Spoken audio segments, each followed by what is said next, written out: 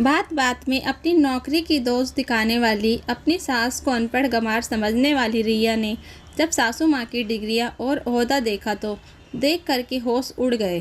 घर में जोरों शोरों से शादी की तैयारी चल रही थी। आज रिया की शादी है। रिया अपने माँ बाप की इकलौती बेटी है। रिया के माता पिता ने उसे बेटे की तरह ही पढ़ाया लिखाया। पढ़ने लिखने के बाद रिया आज एक मल्टीनेशनल कंपनी में अच्छी पोजीशन पर काम कर रही है।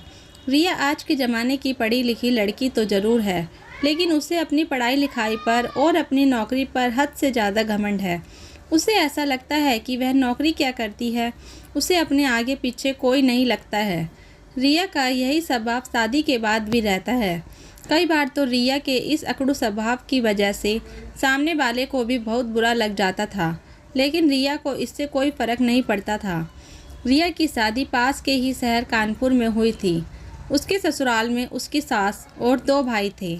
ससुर जी 15 साल पहले ही इस दुनिया को छोड़कर चले गए थे। शादी हो जाने के बाद रिया अपने ससुराल आ गई। ससुराल में भी रिया का वही रवैया रहा जो अपने मायके में था, अकड़ू और घमंडी। वह अपनी सास को कुछ भी नहीं समझती थी। जब देखो तब अपने सास को अपनी नौकरी की दोस्त दिखाती रहती थी कि मैं तो नौकरी करती हूँ, मैं घर के काम क्यों करूँगी, घर के काम आप करो, मैं पैसे कमा रही हूँ। रिया को ससुराल में आए हुए 1 हफ्ता ही हुआ था। आज रिया की रसोई की रस्म थी। रसोई की रस्म करने के लिए वह रसोई में गई। उसमें भी उसने हलवे की कढ़ाई में सिर्फ हाथ लगाया था। बाकी का सारा काम तो दिव्यानी जी ने ही किया था। रसोई की रस्म पूरी करने के बाद सभी रिश्तेदारों के सामने ही रिया ने अपनी सास से साफ साफ कह दिया था कि घर में कोई भी उससे रसोई के किसी काम की उम्मीद ना करे और ना ही घर के किसी और काम धाम की मुझसे उम्मीद करे, क्योंकि मैं उन लड़कियों में से नहीं हूँ जो शादी के बाद ससुराल में आकर के रसोई में रोटियां बनाती हैं। मैं आज के ज़माने की पढ़ी लिखी लड़की हूँ, नौकरी करती हूँ, पैसे कमाती हूँ। मैं घर के काम धाम करने वाली नहीं हूँ। देवयानी जी इस सारे में अपनी बहू को चुप रहने के लिए कहती हैं। उनको लगता है कि वह सभी रिश्तेदारों के सामने इस तरह से कह रही है तो सभी लोग क्या सोचेंगे कि मैंने अपने बेटे के लिए किस तरह की बहू चुनी है और मेरी बहू को ही भला बुरा कहने लगेंगे। इसीलिए वह अपनी बहू से हमदर्दी रखते हुए उसे चुप रहने का इशारा करती हैं। रिया अपनी सास का इशारा देखकर और भी भड़क जाती है और कहती है, आप यह मत समझना कि मैं आपके इशारों पर नाचूंगी। मैं आज के ज़माने की बहू हूँ, आपके इशारों पर नाचने वाली नहीं हूँ। इसलिए मुझे अपने इशारों पर नचाने की कोशिश बिल्कुल भी मत करना। रिया की बातें सुनकर के बरामदे में बैठे हुए सभी रिश्तेदार, बुआ, मामी, ताई सब उसका मुंह ताकते रह गई कि देवयानी जी ने तो कुछ कहा भी नहीं और उनकी बहू ने उन्हें किस तरह से डांट दिया है। अपनी बहू की बातों को सुनकर दिव्यानी जी को भी थोड़ा अटपटा लगता है, लेकिन वह बातों को बदलते हुए कहती हैं, चलो चलो, रसोई की रस्म के लिए देरी हो रही है। आखिरकार आज मेरी बहू की ने सबके लिए मीठा हलवा बनाया है, तो सभी अपना मुंह मीठा कर मेरी बहू को ढेरों आशीर्वाद दीजिए। सभी बहू रिया के हाथ से बने हुए हलवे को खाने लगते हैं। शादी में तो बहुत सारी रस्में होती हैं और बहुत सी रस्मों में बहू की ही ज़रूरत होती है। दूसरे दिन देवयानी जी अपनी बहू से कहती हैं, बेटा कल तुम्हारी मुँह दिखाई की रस्म रखी है, उस पर सभी रिश्तेदार आएंगे और सारे बड़े बूढ़ों को भी बुलाया है। मुँह दिखाई की रस्म के बाद सबके पैर छूने पड़ते हैं। मैंने सभी के पैर छूने के लिए शगुन के लिफाफे तैयार करके रख दिए हैं। कल मुँह दिखाई की रस्म हो जाने के बाद तुम लिफाफे देकर सबके पैर छू लेना। रिया अपने कानों में लीड लगाकर गाना सुन रही थी। उसने अपनी सासू माँ की किसी बात को सुना ही नहीं। गाने सुनते सुनते वह अपने गर्दन को भी हिला रही थी। देवयानी जी को लगा शायद बहू ने उनकी बात को सुन करके हाँ कर दिया है। दूसरे दिन मुँह दिखाई की रस्म की जाती है। पूरा आंगन लोगों से भरा हुआ था। सारे रिश्तेदार बैठे हुए थे। आज पड़ोस के लोग भी बैठे हुए थे। मुँह दिखाई के रस्म में सभी लोग बहू को अच्छे अच्छे उपहार दे रहे थे। बाद में मुँह दिखाई के रस्म के बाद देवयानी जी शगुन के लिफाफे लेकर के अपनी बहू के पास गईं और बोली, बेटा अब तुम्हें सबको ये लिफाफे देकर के पैर छूने हैं। पैर छूने की बात सुन करके रिया सभी के सामने देवयानी जी पर भड़कते हुए कहती है, आपने क्या समझ रखा है, मैं इतने सारे लोगों के पैर छूंगी वह भी झुक झुक कर, मेरी तो कमर ही टूट जाएगी। मैं किसी के पैर नहीं छूने वाली हूँ। मैं पुराने ज़माने की सीधी सादी या आपकी तरह अनपढ़ गंवार नहीं हूँ। मैं आज के ज़माने की पढ़ी लिखी लड़की हूँ, नौकरी करती हूँ, अच्छा खासा पैकेज कमाती हूँ, और आप मुझसे उम्मीद कर रही हैं मैं इन सब लोगों के पैर छूऊं, वह भी झुक झुक कर।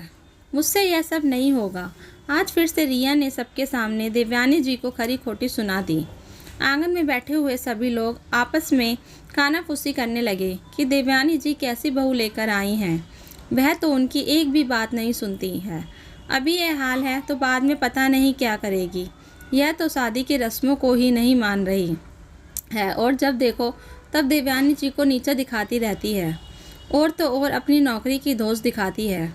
अब तो भगवान ही भला करे देवयानी का, ऐसी तेज़ तरार बहू लेकर के आई हैं। अपनी बहू और आंगन में बैठे सभी लोगों की बातें देवयानी जी के कानों में तीर की तरह चुभ रही थी। उन्हें ऐसा लग रहा था कि किसी ने उनके कानों में गरम तेल डाल दिया हो। फिर भी हिम्मत करके वह धीरे से अपनी बहू से कहती हैं, बेटा, मैंने तुमसे कल ही इस बारे में बात की थी, तब तो तुमने हाँ कर दिया था। अगर तुम्हें यह रस्म नहीं करनी थी तो कल ही बोल देती, कम से कम सबके सामने इस तरह से मुझे बेइज्जत तो नहीं होना पड़ता। रिया चिल्लाती हुई कहती है, आपने मुझसे इस बारे में कब बात की है? मुझे तो याद भी नहीं है। मैं तो कल अपने कमरे में बैठ कर के लीड लगाकर गाना सुन रही थी। देवयानी जी को समझ में आ जाता है कि बहू ने उनकी बात को सुना ही नहीं था। तभी छत पर बैठा हुआ देवयानी जी का बेटा ऋषभ भी अपनी माँ और पत्नी दोनों की बातों को सुन रहा था। छत से ही वह अपनी पत्नी को फ़ोन करता है और अपनी पत्नी को समझाते हुए कहता है कि शादी की कुछ रस्म होती है जिन्हें मानना पड़ता है। तुम भी इस रस्मों को निभा लो, उसके बाद तुम्हें कुछ नहीं करना है। जैसे तैसे ऋषभ के समझाने पर रिया शगुन के लिफाफे देने के लिए और लोगों के पैर छूने के लिए तैयार हो जाती है, लेकिन उसके चेहरे पर गुस्सा साफ साफ नज़र आ रहा था। सारी रस्में हो जाने के बाद सभी लोग अपने अपने घर को चले जाते हैं। सभी के घर जाने के बाद रिया देवयानी जी पर गुस्सा करते हुए कहती है, माँ जी, आप मुझे अपनी तरह बनाने की कोशिश बिल्कुल भी मत करना। मैं अपने माँ बाप की इकलौती बेटी हूँ, बहुत लाड प्यार से पली हूँ, कभी किसी के पैर नहीं छुए हैं। मैंने आज तो अपने इतने सारे लोगों के पैर छुआ कर मेरी कमर ही तोड़ डाली। मेरी कमर में बहुत तेज़ दर्द हो रहा है। तुम तो ठहरी अनपढ़ ही, लेकिन मैं इन रस्मों को नहीं मानती हूँ। देवयानी जी अपनी बहू को समझाने की कोशिश भी करती हैं कि बहू, ऐसा नहीं होता है। पढ़ाई लिखाई अपनी जगह होती है और रीति रिवाज और रस्मों को मानना अपनी जगह होता है। अगर हम चाहें तो सारी चीज़ों को एक साथ लेकर चल सकते हैं।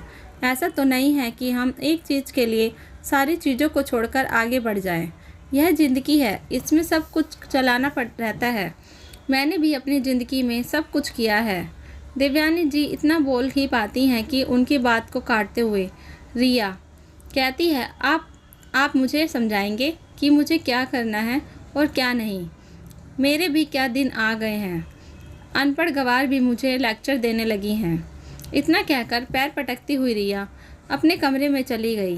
देवयानी जी को अपनी बहू का व्यवहार बिल्कुल भी पसंद नहीं आ रहा था। बहू के आ जाने के बाद भी दिव्या जी के घर के काम नहीं छूट रहे थे, क्योंकि बहू ने तो नौकरी के नाम पर घर के किसी भी काम को करने से साफ साफ मना कर दिया था कि आप तो घर पर बैठी रहती हैं, आप ही घर गृहस्थी संभालिए। मैं नौकरी करती हूँ, मुझसे यह सब नहीं होगा। एक दिन रिया अपने ऑफिस के लिए जा रही थी, लेकिन हड़बड़ी में अपने ऑफिस के लिए एक ज़रूरी फाइल डाइनिंग टेबल पर भूल गई। देवयानी जी अपनी रसोई के काम को निपटा कर जब बाहर निकली तो देखा डाइनिंग टेबल पर एक फ़ाइल पड़ी हुई थी। वह उस फाइल को उठाकर खोल कर पढ़ने लगती है। तभी हड़बड़ा हुई रिया घर के अंदर प्रवेश करती है और अपनी फ़ाइल को सासू माँ के हाथों में देखकर फ़ाइल को छीनती हुई कहती है, तुम मेरी फ़ाइल को खोलकर क्या कर रही हो? मुझे तो लगता है तुम्हें पढ़ना लिखना भी नहीं आता होगा, तो तुम्हें मेरी इस फ़ाइल में लिखा हुआ क्या समझ में आएगा? तुम तो ठहरी अनपढ़ बाड़ी लिखी भी होगी, तो बस हिंदी पढ़नी आती होगी, इंग्लिश तो तुम्हें आती ही नहीं होगी। बहू की बातें देवयानी जी के दिल को चीर रही थी। आज उनका दिल कह रहा था कि वह अपनी बहू से अच्छे से कह दे कि वह अनपढ़ गवार नहीं है, वह भी पढ़ी लिखी हैं। वह भी नौकरी। वह अपनी बात कहने वाली ही होती हैं कि बहू रिया अपनी फाइल को छीनकर वापस से घर के बाहर निकल गई। आज फिर देवयानी जी कहते कहते रुक गई। एक दिन रिया के मामा का फ़ोन आता है और वह कहते हैं कि वह कानपुर शहर में ही आए हुए हैं और तुमसे मिलना चाहते हैं, क्योंकि वह शादी में भी नहीं आ पाए थे। रिया अपने मामा से मिलने के लिए खुश हो गई और उसने कहा कि वह घर पर ना मिलकर किसी रेस्टोरेंट में मिल लेते हैं। उसे अपने साथ में अपने मामा को मिलने में शर्म आ रही थी, इसलिए वह अपने मामा को घर पर ना बुलाकर के रेस्टोरेंट में बुलाती है और उधर ही ऋषभ को लेकर पहुंच गई। बातों ही बातों में मामा रिया को बताते हैं कि इस शहर में उनका 15 साल पुराना रिश्ता है। 15 साल पहले भी वह कानपुर आए थे। उस समय पर इस शहर में एक बहुत ही निर्भीक और बहादुर सब इंस्पेक्टर हुआ करती थी। पूरे एरिया में उसका जलवा था। आसपास के लोग उसके नाम से ही डरते थे। बहुत ही ईमानदार और बहादुर सब इंस्पेक्टर थी। वह रिया अपने मामा की बातों को बहुत ही उत्सुकता के साथ सुन रही थी और उसे लग रहा था कि वह उस सब इंस्पेक्टर के बारे में और भी बहुत कुछ जाने। वह मामा से कहती है, मामा क्या आप उन सब इंस्पेक्टर से मिले थे? आप उनको कैसे जानते हैं? हाँ रिया, मैं उनसे मिला था और वह वाक़या मुझे आज भी याद है। जब मैं अकेला कानपुर में हाईवे के पास से गुजर रहा था तो हाईवे के पास ही 3 से 4 लोग बैठे थे। मुझे रास्ता समझ में नहीं आ रहा था। मैंने उनसे रास्ता पूछने के लिए अपनी कार को रोका तो वह तीनों मेरी कार के पास आ गए और कांच को नीचे करने के लिए कहा। जैसे ही मैंने कांच को नीचे किया, गेट खोलकर फटाक से तीनों लोग मेरी कार में आकर बैठ गए। मेरी गर्दन पर चाकू रखकर बोले, जितने भी पैसे और कीमती सामान हैं वह मुझे दे दो और गाड़ी की चाबी भी निकाल कर मुझे दे दो। मैंने डर के मारे सब कुछ उन चोरों को दे दिया, लेकिन इत्तेफाक से वह मेरा फ़ोन लेना भूल गई और मुझे सड़क पर फेंककर मेरी कार लेकर भाग गए। सड़क पर फेंकने की वजह से मेरे सर पर बहुत तेज़ चोट लग गई थी। बहुत सारा खून भी निकल गया था। मैं बेहोश हो गया था। मेरे हाथ और पैर फ्रैक्चर हो गया था। जब होश में आया तो देखा आसपास कोई भी नहीं था। थोड़ी देर बाद जैसे ही मेरा हाथ मेरी जेब में गया, मैंने देखा फ़ोन तो मेरे पास ही है। फटाक से मैंने पास की पुलिस स्टेशन में फ़ोन लगा दिया। पुलिस स्टेशन बहुत ही नज़दीक था। उस पुलिस स्टेशन में उस समय देवयानी जी चौहान सब इंस्पेक्टर थी। वह अपने 2 पुलिस वालों के साथ 5 मिनट के अंदर ही मेरे पास आ गई। मैं उन सब इंस्पेक्टर को देखकर हतप्रभ रह गया था, क्योंकि वह बहुत ही बहादुर थी। मुझसे चोरों का सारा पता पूछने के बाद उन्होंने अपनी गाड़ी में बिठाया और चोरों की गाड़ी का पीछा करने लगी। थोड़ी दूर जाकर ही उन्होंने चोरों की गाड़ी पर एक फायर किया, जिससे उनकी गाड़ी पंचर हो गई। चोरों ने भागने की कोशिश की, लेकिन देवयानी जी ने बहुत ही बहादुरी के साथ उन तीनों चोरों को पकड़कर जेल में डाल दिया और मेरा सामान वापस से दिला दिया। मुझे अस्पताल में भर्ती कराया। मैंने देवयानी जी का तहे दिल से शुक्रिया किया। आज इस वाक़ये को 15 साल बीत गए हैं, लेकिन जब भी मैं इस शहर कानपुर में आता हूँ वह वाक़या ताज़ा हो जाता है और बार बार मेरा मन देवयानी जी से मिलने का करता है। रिया उत्सुकता से पूछती है, मामा क्या आप बाद में उनसे मिले? हाँ रिया, ठीक होने के 4 दिन बाद मैं अपनी पत्नी और बच्चों के साथ उस पुलिस स्टेशन में देवयानी जी का धन्यवाद करने के लिए आया था कि आज आपकी वजह से मैं बच गया और आपने मुझे समय पर अस्पताल पहुंचा दिया, नहीं तो पता नहीं मेरा क्या हाल होता। लेकिन पुलिस स्टेशन पहुंचकर पता चला कि सब इंस्पेक्टर देवयानी जी 2 दिन पहले ही इस्तीफ़ा दे दिया है। शायद उनका कोई निजी मामला था जिसकी वजह से उन्होंने इस्तीफ़ा दे दिया था। मैंने उनको कई जगह ढूंढने की कोशिश भी की, लेकिन वह मुझे नहीं मिली। फिर मैं वापस चला गया। रिया अपने मामा की बातों को सुनकर के अचंभित हो रही थी और उसका मन भी देवयानी जी से मिलने का कर रहा था। एक बार उसके मन में ख्याल आया कि उसकी सास का नाम भी देवयानी है। कहीं उसकी सास वही देवयानी तो नहीं है। लेकिन फिर वह सोचती, नहीं, मेरी सास तो अनपढ़ बाड़ी इंस्पेक्टर हो सकती है। वह तो पूरा दिन घर के कामों में और रसोई में लगी रहती है। अगर मैं उनसे कुछ कहती हूँ तो पलट कर जवाब भी नहीं देती हैं। जबकि मामा तो कह रहे हैं कि वह पुलिस इंस्पेक्टर बहुत ही निर्भीक और बहादुर थी। मेरी सास तो मुझे बिल्कुल भी बहादुर नहीं लगती हैं।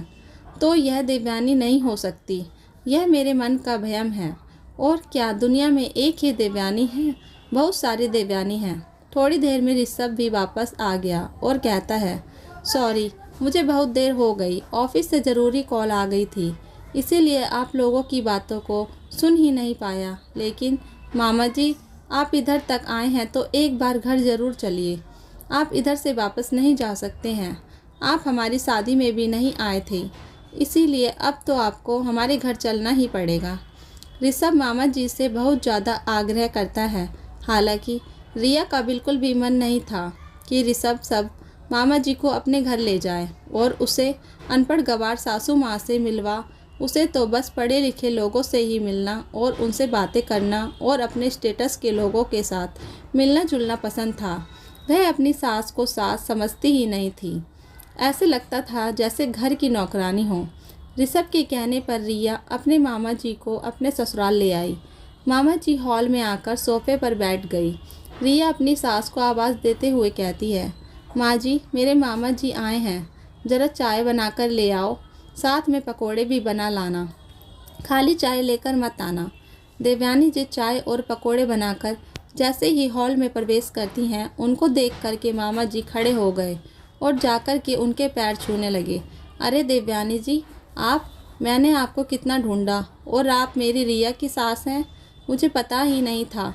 रिया, तुमने मुझे बताया नहीं कि तुम्हारी सास ही सब इंस्पेक्टर देवयानी चौहान है। रिया का मुंह मामा की बात सुनकर खुला का खुला ही रह गया। मामा, आप कैसे बातें कर रहे हो? मेरी सास कोई सब इंस्पेक्टर नहीं है, वह साधारण सी गृहिणी है, घर के सारे काम धाम करती हैं और आपको उनको देखकर लगता है कि वह सब इंस्पेक्टर होंगी। ज़रूर आपको कोई गलत फहमी हुई होगी। अरे यह वह देवयानी नहीं है, कोई और देवयानी होगी। नहीं नहीं रिया, यह वही देवयानी जी हैं, सब इंस्पेक्टर देवयानी चौहान। मुझे उनका चेहरा बहुत अच्छी तरह से याद है। देवयानी जी चाय और पकोड़े की प्लेट को डाइनिंग टेबल पर रखते हुए कहती हैं, जी, मैं ही सब इंस्पेक्टर देवयानी चौहान हूँ। आपने मुझे बिल्कुल सही पहचाना है। अपनी सासू माँ के मुंह से सब इंस्पेक्टर देवयानी चौहान सुनकर के रिया के होश उड़ गए। उसे तो समझ ही नहीं आ रहा था कि यह क्या हो रहा है उसके साथ। सब इंस्पेक्टर थी जिसको वह पिछले 4 महीनों से अनपढ़ गंवार समझती आ रही थी, वह अपने समय पर सब इंस्पेक्टर रही हैं। मैंने उनका कितनी बार अनपढ़ बाड़ी बार अपनी दोनों की दोस्त दिखाई है, लेकिन मुझे नहीं पता था कि मेरी सास सब इंस्पेक्टर थी, वह भी नौकरी करती थी। तभी रिया के मामा जी कहते हैं, शायद आप मुझे नहीं पहचान रही हैं, लेकिन मैं आपको बहुत अच्छी तरह से जानता हूँ। आपको याद है, एक बार आपने रात में मुझे चोरों से बचाया था और अस्पताल में भर्ती कराया था। अगर आप सही समय पर मुझे अस्पताल में भर्ती ना कराती तो बहुत सारा खून बह जाने के कारण मेरी मौत भी हो सकती थी। ठीक हो जाने के बाद मैं फिर से पुलिस स्टेशन में अपनी पत्नी और बच्चों के साथ आपसे मिलने के लिए आया था और आपका धन्यवाद करने के लिए आया था, लेकिन आप मिली ही नहीं। आप मुझे उधर क्यों नहीं मिली और आपने इस्तीफ़ा क्यों दे दिया था? अब तो रिया की धड़कनें तेज होती जा रही थी। वह ये जानने के लिए उत्सुक थी कि क्या सच में उसकी सासू माँ सब इंस्पेक्टर थी, और अगर थी तो आखिर उसकी सासू माँ ने इस्तीफ़ा क्यों दे दिया था। देवयानी जी कहती हैं कि तुम्हें बचाने के 2 दिन बाद ही मेरे पति का एक एक्सीडेंट हो गया था जिसमें उनका देहांत हो गया। घर में मेरे 2 छोटे छोटे बच्चे थे, साथ में मेरी बूढ़ी सास भी रहती थी जिनकी तबीयत बहुत ख़राब थी। उनके देखभाल के लिए किसी एक का घर पर रहना बहुत ज़रूरी था। जब मेरे पति थे तो वह घर की सारी जिम्मेदारियों को बहुत अच्छी तरह से संभाल लेते थे और हमेशा मेरा साथ देते थे। उन्होंने कभी ऐसा नहीं सोचा कि तुम नौकरी करती हो और मैं घर संभालता हूँ, जबकि मैं अपने पति का घर संभालने में पूरा साथ देती थी। ड्यूटी जाने से पहले घर के सारे काम करके जाती थी, खाना बनाकर जाती थी, सासू माँ की दवाइयाँ निकाल कर रख जाती थी, बच्चों के टिफ़िन तैयार करती थी। शाम को जब ड्यूटी से आती थी तो घर जाकर सबके लिए खाना बनाती थी। कभी भी किसी काम के लिए मैंने अपने पति या सास से शिकायत नहीं की थी। मैंने अपने घर के बच्चों को और अपनी नौकरी को बहुत ही अच्छे तरीके से संभाला था, लेकिन मेरे पति के जाने के बाद मुझसे अकेले यह सब कुछ नहीं संभाला जा रहा था। मैंने अपने बच्चों की खातिर नौकरी छोड़ दी। थोड़ी बहुत पेंशन से पैसे आते थे, उसी से ही अपने बेटे को पढ़ाया लिखाया, घर के खर्च चलाए। मेरी मजबूरी थी नौकरी को छोड़ना, इसलिए मुझे नौकरी छोड़नी पड़ी। देवयानी जी की बात सुन कर के रिया उनके पास जाती है और कहती है, माँ जी, आपने मुझे कभी क्यों नहीं बताया कि आप अपने समय पर सब इंस्पेक्टर रही हैं, जबकि मैंने तो आपको कितनी बार अनपढ़ गवार कहा है। बहू, मैंने कई बार तुम्हें बताने की कोशिश की है, लेकिन शायद तुमने सुनने की ज़रूरत ही नहीं समझी। मेरी बात को आधा अधूरा सुनकर ही मुझे अनपढ़ गवार बोलकर निकल जाती थी। कभी मेरी बात पूरी सुनी ही नहीं, तो मैं तुम्हें क्या बताती। आज रिया को अपनी गलती पर बहुत पश्चाताप हो रहा था कि जिस सास को वह अनपढ़ गवार समझती थी, वह तो इतनी बहादुर और निर्भ सब इंस्पेक्टर रही हैं, और इंस्पेक्टर रहने के साथ साथ उन्होंने अपने दोनों बच्चों और घर गृहस्थी को भी और बूढ़ी सास को किस तरह से संभाला है, यह तो काबिले तारीफ़ है। और मैं अपनी एक नौकरी पर इतना घमंड करती हूँ। ना तो अभी मेरे बच्चे हैं और ना ही मैं घर की कोई जिम्मेदारी संभालती हूँ। कितनी बार सासू माँ का मैंने अपमान किया है। रिया अपने सासू माँ से माफ़ी मांगती है। माँ जी, मुझे माफ़ कर दो, मैंने आपको समझने में बहुत बड़ी गलती कर दी है। मुझे लगता था कि मैं ही एक नौकरी करती हूँ और अपनी नौकरी के आगे कभी किसी को कुछ समझा ही नहीं, लेकिन आप तो मुझसे बहुत आगे हैं। आपने अपनी नौकरी, अपने बच्चों, अपने परिवार को किस तरह से मैनेज किया है, मैं तो इस बारे में कभी सोच ही नहीं सकती हूँ। आप सच में बहुत महान हैं। तभी मामा जी कहते हैं, हाँ बेटा, देवयानी जी ने सारी चीज़ों को बहुत ही अच्छी तरह से मैनेज किया है। नौकरी छोड़ने के बाद भी उन्होंने किस तरह से अपने दोनों बेटों को संस्कार दिए हैं, यह तो हम सब अच्छी तरह से जानते हैं। आज रिया की आंखों में पश्चाताप के आंसू थे। उसने अब सोच लिया था कि आज के बाद वह भी कभी भी अपनी नौकरी का घमंड नहीं दिखाएगी और अपनी सासू माँ के साथ घर के काम में भी हाथ बटाएगी, क्योंकि नौकरी करने का मतलब यह नहीं होता है कि आप घर के कामों से पल्ला झाड़ कर बैठ जाएं।